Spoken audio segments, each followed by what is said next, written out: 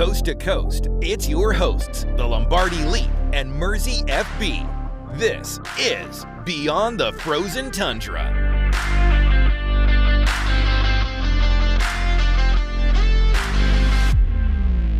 Hello, everybody. Welcome back to the show. I'm your host, the Lombardi Leap, here with Mersey FB, and we are talking about the one and only special teams, the bane of our existence. Unfortunately, it's been the bane of our existence. It shouldn't be, but it has been. Yeah, it shouldn't be, but I think we should talk about the elephant in the room here. Aren't there multiple? There are. The elephant is packed, and there are multiple elephants in the room, and the room is pretty small, and it's packed. It's bursting at the seams. When you look back on the season, right, there were main glaring issues, right? Like kicking inconsistency. Yes, how they handled the kicking rotunda room. Yeah, return inconsistency as well. It also felt like we were never properly utilizing the new change in special teams rules or like kickoff rules. Yeah, it was just booted out of the back of the end zone. Yeah. And versus getting it in the landing room. And it's not like our coverage unit was bad. No, our coverage unit was good. Oh, I mean, the field goal protection unit could have been better. But yeah, Daniel wheeling and dealing was pretty awesome. If we can come out of this somehow more technically refined, and so it actually teach modern special teams units, that's kind of what I'm hoping for. And so we're no longer like the fighting Rich Bisaccias. Yeah. Well, here's the thing with Rich Bisaccia, and I kind of hinted at this last episode, and Peter Bukowski is a Locked On Packers. He said this today too, and I kind of agree with him. It's a rare Peter Bukowski W. Okay. I give him a hard time, but he said basically that Rich Bisaccia is the teacher in school who doesn't really grade your homework. It's kind of fun. It lets you swear in class, but you don't really learn anything. Okay. And that's why everybody likes him. He's the cool teacher. And I think you kind of saw that with how our special teams was.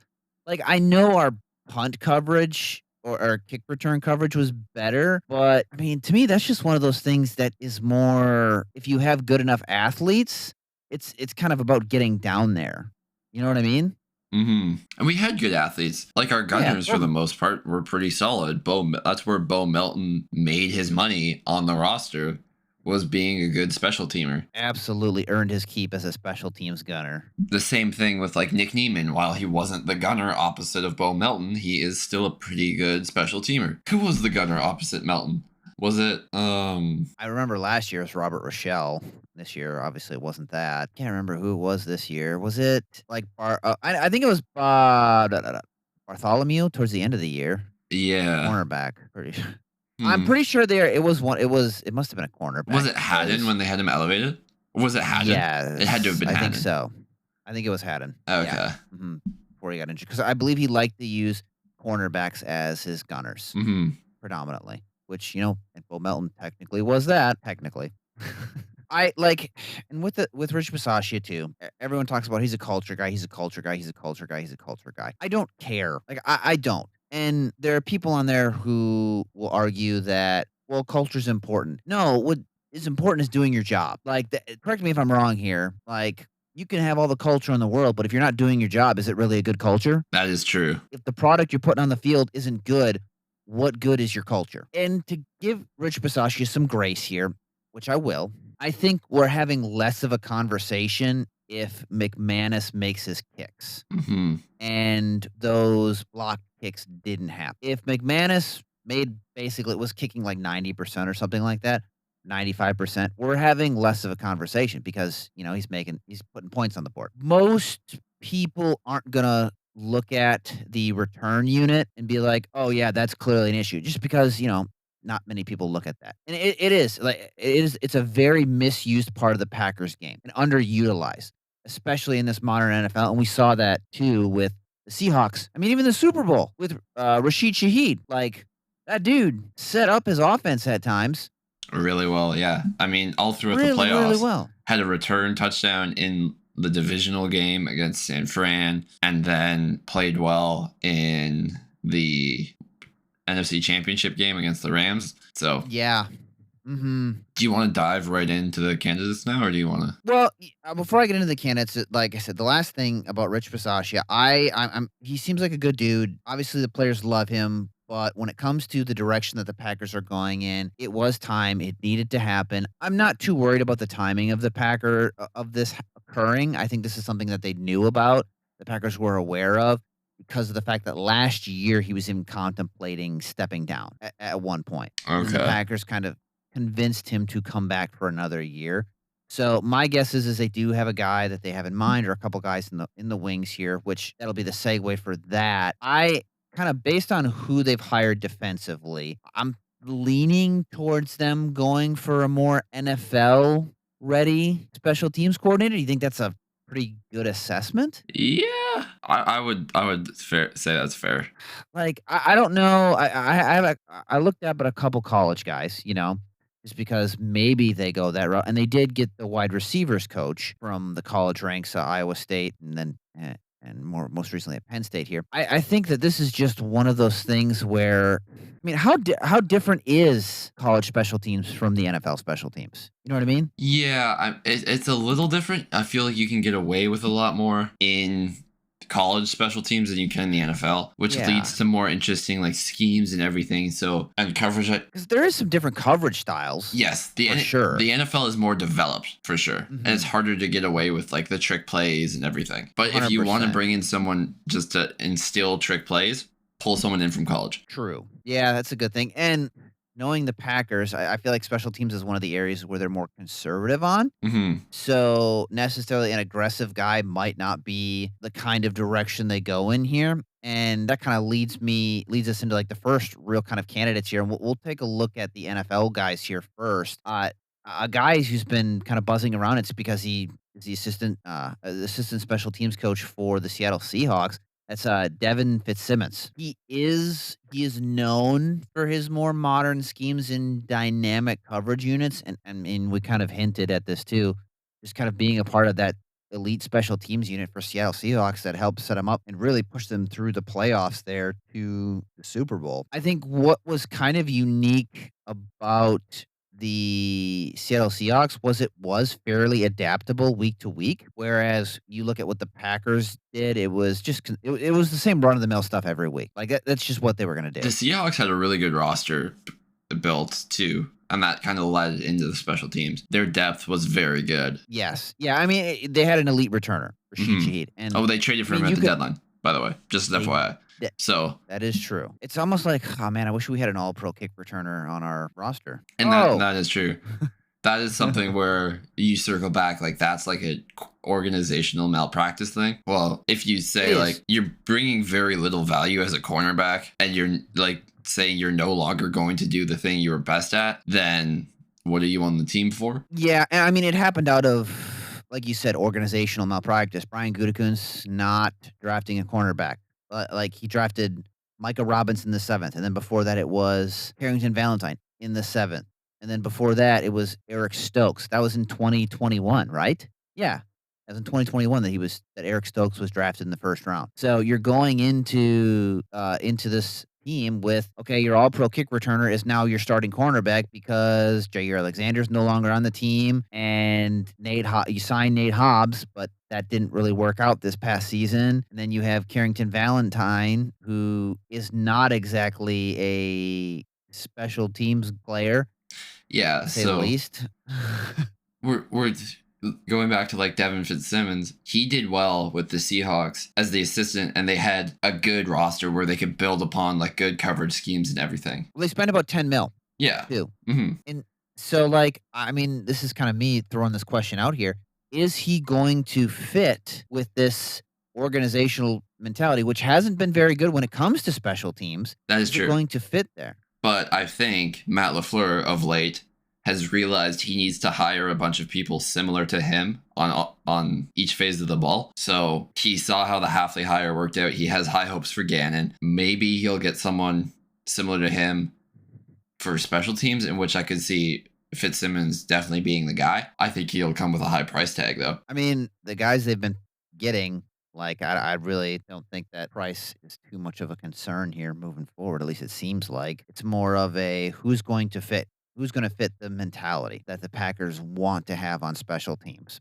Is it going to be this aggressive Seahawk style compared to the Packers' traditional approach, or is Matt LaFleur or is the Shanahan tree finally evolving when it comes to special teams? Because I mean, this is one of those things when it comes to that tree, they tend to neglect special teams. I would agree with you 100% there. So I want to see it is going to be interesting because as we're kind of looking at these guys here, it's like who's going? Is it still the old mentality? Or is it the new mentality? Are they adopting a new mentality? Because McVay, I mean, they fired their special teams coordinator mid-year, hired a new guy this year, the former Browns one, who I like, former Browns special teams coordinator, who I personally did really like, and then the Niners made an adjustment last year too. So if Matt LaFleur wants to continue the trend and evolve as a coach, I think that, like, I agree with I think Devin Fitzsimmons probably makes the most sense here. And then there are other guys too that you like as well. Yeah, I mean, there's kind of guys who I think kind of fit the Packers mentality more, and like Luke Thompson, Jacksonville Jaguars, people should be familiar with him a little bit just because of Did Cam well with Little. Cam Little, yeah. Is Like he one the of assistant special teams coordinator or their special teams coordinator? He's the assistant. Okay. He is the assistant. He just really he managed the coverage and return units specifically. Okay. And they did solid. Like they did really solid. I mean, 27.4 yards. Their punt return was 13.7 yards, 2 touchdowns. Like obviously Cam Little was the more like it wasn't a top tier special teams unit, but it was average. It's to me, this is like a safe pick. I would agree. If that yeah. makes sense. Like it's just one of those coordinators where it's like, okay, he's a little bit younger in terms of who he is as a coach, but he does have that veteran experience, and you're not really rocking the boat too much with Luke Thompson. And there's the Campanelli connection, who he was our former linebackers coach. I wouldn't like it. This isn't my ideal pick just because of the fact that I don't think special teams is one of those things where you need more of the same necessarily.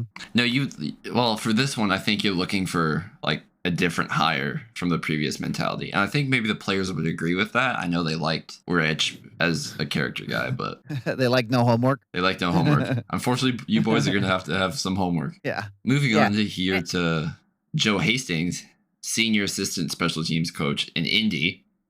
You want to walk us through that one? Because you've done a lot more research in these guys than I have for this one. Yeah, this is a guy who I actually kind of like. He's 38. Okay. That's good. We need some youth. Yeah.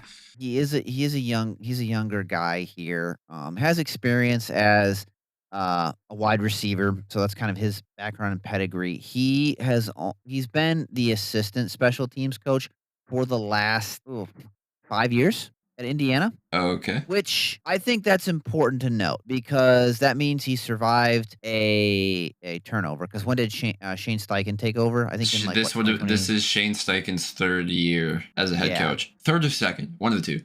Either way, he survived. Wait, he's been there for 5 years, you said? Yeah, he's been there since 2021. He's been the assistant special teams coach since 2021. Okay, so he survived the weird Saturday thing that they did. Frank Reich. Yeah. Or like Frank Reich, Jeff Saturday, Shane Steichen. So like he survived all 3 of those changes. Yes. Mm-hmm. Well, actually, how long was Frank Reich there for? He was there for a little. Was he there for 2 years? I think he was there for 3 years. Yeah. 2018 to 2022. Okay, so he was brought in by Frank Reich near the end, survived into Shane Steichen's system.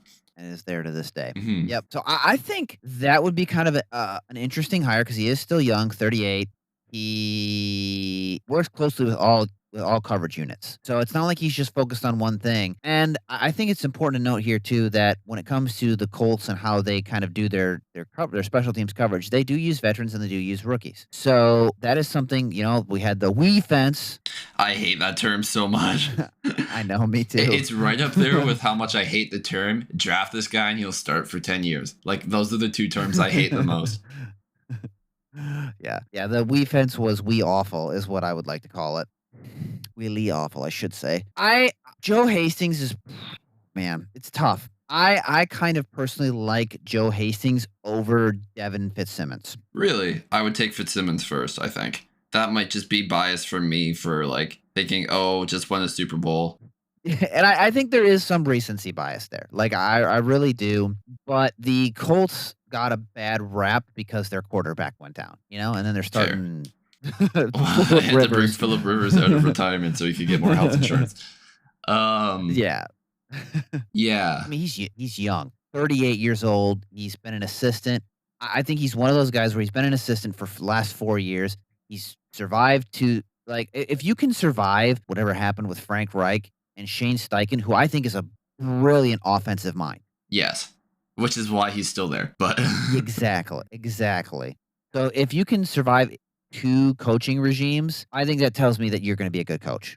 Like, maybe I'm just reading into it, maybe it's my bold prediction here, but to me, Joe Hastings seems like he's a it's a Packers fit. He's a young guy, he has the experience, he has that coaching pedigree here in terms of, like, being with the Colts. He has a wide receivers background, which I think goes well. He was with the Philadelphia Eagles as a pro personnel assistant in 2014. Like, Michigan, Indiana State, he's been a wide receivers coach, he's been a passing game coordinator. There's a nice background here for him, and just him surviving, like I said, the big thing is him surviving 2 coaching regimes. I think that he's potentially ready here to take the leap. I kind of think of this as like a Chris Banjo type of hire, I and mean, that that would worked be the out. dream. Is Yeah, someone and like I mean, Chris that worked out. Banjo or Darren Rizzi. That worked out great for the New York Jets too. The Mhm. only thing that did work out for the Jets. A fourth guy that did get quite a few interviews this past year from our division rival. Well, I mean, it's always the Bears, but a kind of division rival, I guess, would be Jet Modkins, and he's the assistant special teams Stealing from coach. enemy territory. Yeah, yeah. He's been the assistant special teams coach since 2021. I mean, works under Dave Phipp there. He was at the University of Akron, spent time as a coaching intern with the Denver Broncos there. He was in line for the job in Tampa, as well as I believe he did interview for the 49ers job I think it was last year, if I recall Okay. correctly. They had an opening last year? Huh. Yes. It was either last I can't when did the I th I'm pretty sure. Yes, because yeah, it was last year because Okay. the assistant special teams coach or the special teams coach of the 49ers last year is now the assistant special teams coach of the Commanders. Oh, okay. So yeah, for him, like there wouldn't be much of a change between like going from like Jack Fox to Daniel Whalen. He'd have to probably figure out like returner, and he wouldn't have someone like Khalif Raymond. But the Lions have been good in special teams for a while. Mhm. Yeah. It has been one of their better units. I mean, for a while there, they were top Mhm. 5 in kickoff return and punt return averages. But I'm again, just they praying someone brings in the ability to play well in all 3 phases. it seems like they can teach that too. You know what I mean? Yeah. Like, it just seems like they have the personal and this is going to depend on will the Packers have a dedicated spot for a return man, whether that's a running back or a wide receiver, because that seems to be the 2 most ideal. Because obviously Romeo Doubs is gone. I could not stand that. That oh my goodness. It gave me so much anxiety seeing Romeo Doubs catch punts and stuff. Like, I was like, "I can't do this. Cannot watch this." One of the things, though, when it comes with Jet Modkins and the Dan Campbell thing is fake punts, man. They were 9 for 12 since 2021 Mhm. on fake punts. Can you believe that? That was kind of Dan Campbell's thing, right? Was just And like running fakes or going for it on fourth down. So but still though, 9 for to go to be 9 for 12 since 2021. Like, that's like it's coming and you still mhm. can't stop it. The thing too that's important to note is fourth in net punt yards per game and 10th in kickoff return yardage. Yeah. Oh, yeah, and this is something that is very much underutilized by the Packers. Field position. Legitimately field position. And Make or break your game, man. it makes the defense like gives the defense more room to operate. You're consistently putting the opposing offense in worse positions. Like you're getting the ball back in better positions. Like it's just we need to understand how to use field position. Mhm. Yeah. 100% here. Like, yeah, I mean, Jed Modkins is a close I'd say he's a close man, Jed Modkins is probably, like, real close to Fitzsimmons for me. Okay. So it would be Like, for you it's still Hastings, Fitzsimmons, Modkin? yes. Okay. Yeah. Yeah, I think that's fair. Yeah. And then Thompson would just would be would it would he would bore me. Yeah. I'd be like, "Oh, this is more of the same." And then there are some like college guys now that we could look at too. I think we should start with the guy whose name is really being hot for us right now. Yeah, and that's LeVar Woods, Iowa Hawkeyes. Like, he just seems to be the guy that everyone talks about. And they're like, we want this guy. We want this guy. Which like is fair, but as we said earlier, it's special teams is different between college and the NFL. Like they don't do the weird kickoff thing or the weird landing zone thing in college. They do not. I think this is one of those things too, where with LeVar Woods, it's what's his background. He's conservative, he's field position focused, and that's what the Packers focus on, or what they did focus on. I don't know if that's what they're going to do. He obviously has the ability, the strong punter and kicker development. There really isn't like there's no aggressiveness there, and I do wonder if he can adapt to maybe like the NFL tempo and a roster now. Like, what's he going to do at return? Who's that guy that he'd figure a returner because he'd probably pull Caden Weetjen with him. Yeah, that's who it is. He would pound the table for Caden Weetjen, which I would be like, more than happy with. But so that could be a pro. You know what I mean? Like, pull that guy up just for special teams. And like Iowa's special teams has always been good. Same thing. There is consistency there. Yeah. Consistency is kind of the key with the next guy I'd like to talk about too, Marty Biagi from Notre Dame. Like they've had good special teams as well. Again, different type of special teams from NFL to college, so the transition might be difficult, but I believe he could do it. He's a little more creative and aggressive than LeVar Woods is. Mm-hmm. Yeah. And like you guys can look up the stats for him whenever just to kind of back it up. But I remember he has 4 block kicks. Yeah. Was it the 2024 Sugar Bowl, Notre Dame, Georgia? He blocked a kick in that, or there was a blocked kick in that. I believe so. So that's just kind of what you can get him to do. Yeah, it was a blocked punt actually that also like tore Brett Thorson's knee to like pieces. Remember that? Yes. Yeah. Yeah, that was not fun. So disappointing to say the least there. Yeah. And you hate Notre Dame even more. Yeah. And then if you want to talk about our last guy here. Yeah, Joe Lorig, Oregon. The Packers have spent a lot of time there just looking at a few different players. I think like out of all the 3 of them, Joe Lorig runs probably the most NFL ready type scheme. Mm-hmm. Like it's just what it is. And it's a pro style unit, what he runs there. Discipline, which again is something they stress on. He does not have any NFL coordinator experience. Oh, okay. That's a fair con. That's probably about it. I'm not 100% sure if that's something they care about. I mean, because if you look at it here, Western Oregon, Idaho State, UTEP, Central Washington, Arizona State, Utah State, Memphis, Penn State, and Oregon. Okay, so he's been all around. Yeah. He's been at Oregon since 2022. He also does coach the Nickels there. So that could be another reason why the Packers are like, maybe. That's kind of interesting. I don't think I've ever heard of a special teams coordinator also coaching Nickels specifically. Yeah. Well, he was a DB coach early in his career. He's a DB coach / linebacker coach, which again might be something that the Packers could be interested in here. So if I had to pick a college coach for them to go after, I would throw the bag at Joe Lorig. Like, that is what I would do because I like his experience as a linebackers coach. I like his experience as a cornerback coach. And coincidentally, what happens to be the 2 most prominent positions that the Packers love using on their special teams? They love using linebackers and they love using cornerbacks. Mm-hmm. So to me, it would just kind of make sense. Oh, you can maybe get this special teams coordinator, Joe Lorig, who has experience coaching both those positions, and he's been a really good special teams coordinator. And again, NFL ready scheme already, so you can see that there. He produces disciplined units, which one of the things that Brian Gutekunst and both Matt LaFleur talked about in their end of season press conference is execution. That is what he wanted to preach, and that is what Joe Lorig preaches too. Just do your job. You could say Oregon has a great culture there too. So they do. I think that's credit to Dan Lanning for instilling that. Almost forgot his name there for a second. That would have been bad. I mean, if people want a culture change, I think Joe Lorig is a guy who I would trust over like LeVar Woods or Marty Biagi. And like if we look at their college stats here, 3 block kicks, you like to see that. Average kickoff return, 28.5 yards. I mean, the punt coverage here, 4.2 yards. Like that is, you talked about field position. I think that is something with Daniel Whelan. He can come right in. Whew, that's tempting.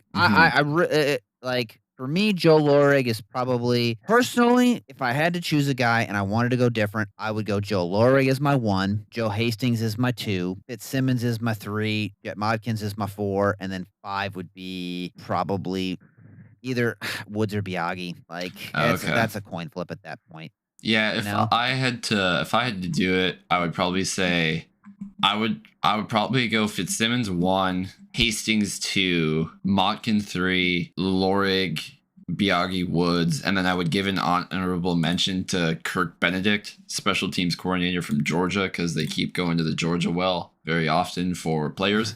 Why not take one of their coaches as well? We do have the Georgia's former assistant O-line coach as our assistant O-line coach too. So he's in there. What? And then I can't think of his name. I can see it Luke later. Wait. An assistant O-line coach, or he's an O-line coach. He was at Georgia for a while, for like 2 years. Not Stacy Searles. No, there's no way. Maybe I looked it up the other day and I can't remember it off the top of my head. Also, a side note too, a kind of a wild card would be Joe Judge. Oh yeah. If Joe Judge wants to come back to the NFL, I don't know. What was he doing? Now, he's at Ole Miss right now. Yeah, he was the senior analyst, but now he's the quarterback coach at Ole Miss. Eddie Gordon is who you're looking for. Thank you. Yes. Yeah. I mean, Joe Judge could be a guy. I mean, the Patriots had good special teams. They knew how to utilize guys. He has the experience. If he wants to come back to the NFL. He was a game management role, too, at Ole Miss during the playoffs. Yeah. Also, I think it's important to note what position did just open up for the Green Bay Packers. Assistant head coach. Yeah. So that's kind of that's my dark horse option would be Joe Judge there. I still would like Lorig. That's probably my number 1 guy. Okay. Moving forward here. Okay. Change needed to happen, though, 100%. Like, we all know it. It was more than necessary, to say the least. We'll get to see who they hire. 'Cause I'd imagine they're going to hire somebody fairly quickly.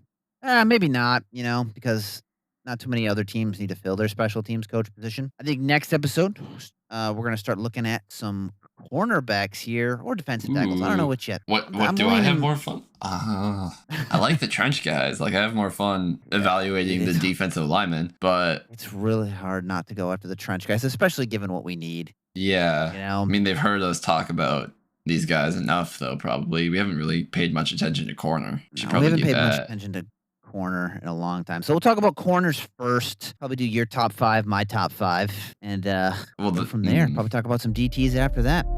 That is all for today, folks. See you next time.